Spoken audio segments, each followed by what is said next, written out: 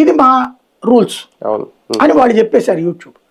కాబట్టి అక్కడ వర్కౌట్ కావట్లేదు. ఛానల్స్ యూట్యూబ్ లో వీడియో తీపిస్తున్నారు. కానీ మన ఏదో పేజ్ అయితే బ్లాక్ అయింది, మళ్ళీ వచ్చిందిలేండి. అదే ముందైతే క్లోజ్ చేశారు, మరి ఎందుకు ఏదో రీజన్ చెప్పారు. వేరే వాళ్ళు ఇట్లాంటి పేజ్ పోయింది కదా, మొత్తం అఫీషియల్ పేజ్ పోయింది కదా వైసీపీది. నేను అనేది యూట్యూబ్ ది. అదే మామూలుగా అది కూడా మెటా ఓడదే కదా. యూట్యూబ్ వేరు కదా. అవును, ఫేస్బుక్ వాట్సాప్ అయితే వీడియోల వరకే అని చెప్పారు. అవును అవును. మెటా వాడిది వచ్చాడు ఫేస్బుక్ పేజ్ తీసేసి, అదే అంటున్నాను, తీసేసి దానికి టెక్నికల్ రీజన్ ఏం లేదు, పోలీసుల కారణంగానే తీసేశారు. అంతేనా? అంతకు ముందు తీసేశారు, మళ్ళీ వచ్చింది, మళ్ళీ తీసేశారు. మన అంటే అందులో అడల్ట్ కంటెంట్ వచ్చింది, అందుకు తీసాను.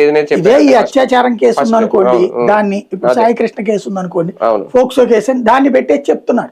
ఆ లెక్కనైతే వీళ్ళు ఎన్ని పెట్టి ఉంటారు అంత ముందు రేపుల కేసులు. అప్పుడేం ప్రభుత్వం అట్లా ఇప్పుడు వీళ్ళు కూడా నేర్చుకుంటారు, వీళ్ళు ఎట్లా పెట్టారో అవన్నీ రేపు నేర్చుకుంటారు, వీళ్ళు రేపు అదే పనులు చేస్తారు. అంతే కదా. అయితే ఇప్పుడు వీళ్ళు అవి తొలగించారు, ఇట్లా పద్దాక తొలగిస్తున్నారు.